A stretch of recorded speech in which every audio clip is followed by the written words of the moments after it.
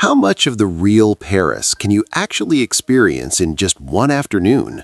We set out on a walking tour to find out, taking a route that connects the hidden underground city to the most famous landmark in the world, and you won't believe the contrast we found along the way.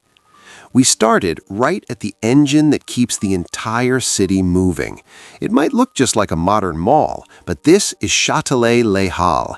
It's the busiest underground train station on the planet, where over 750,000 people pass through every single day. It feels like the master key to the region, connecting everything from Disneyland to the airports. The design is incredible. It's an inverted pyramid digging deep into the earth, covered by this massive roof called La Canopée, made of 18,000 glass scales designed to filter the light like leaves on a tree. Beneath our feet, there are 4 levels of shops, a massive cinema, and believe it or not, an Olympic-sized swimming pool hidden right under the streets. But the real soul of the area is outside. For 800 years, this spot was known as the Belly of Paris, the giant food market that fed the entire city. And today, it's a vibrant mix of that history and modern street culture.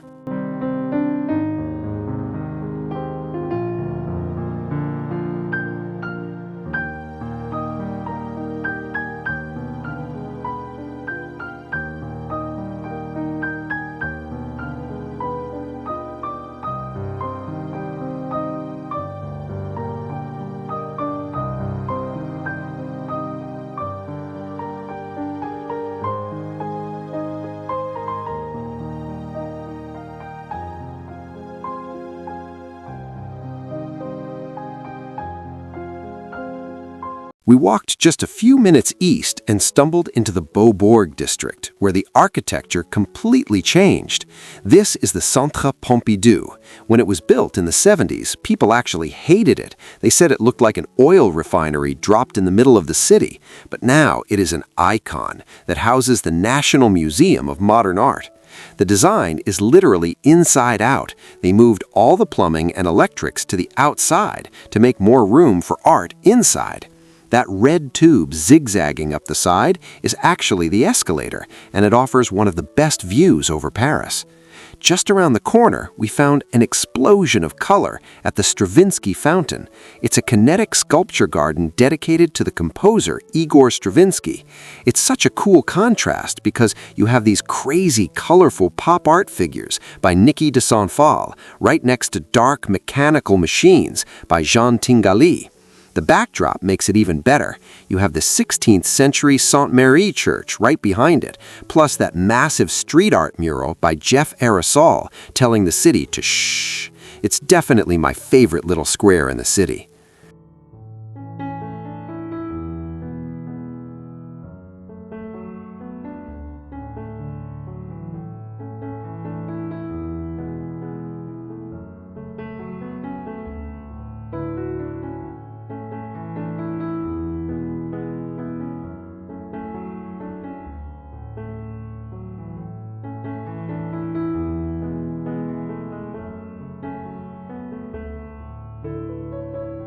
Leaving the art behind, we walked down Rue Saint-Martin.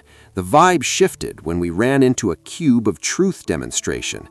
These are activists from Anonymous for the Voiceless who wear Guy Fawkes masks and show footage of factory farming to get people to think about animal rights. It was a reminder that Paris isn't just a museum, it's a place where real conversations happen right on the street.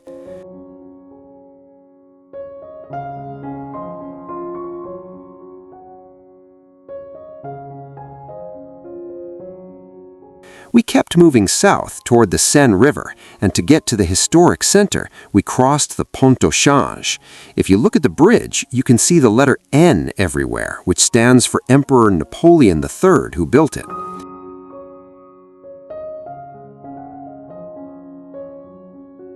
As we crossed, we saw the Conciergerie on our left. That castle-looking building was where Marie Antoinette was imprisoned.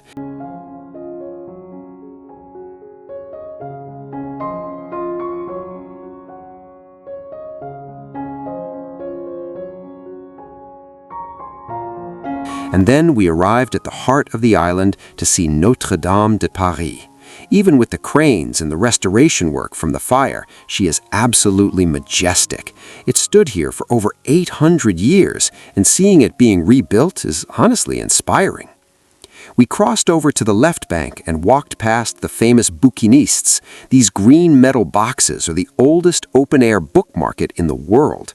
Browsing the vintage posters and old magazines is a total vibe. But the sun was setting and we had one last stop, so we hopped on the RERC train at Saint-Michel Notre-Dame station. If you want to get to the Eiffel Tower fast from the center, this is usually the best train to take.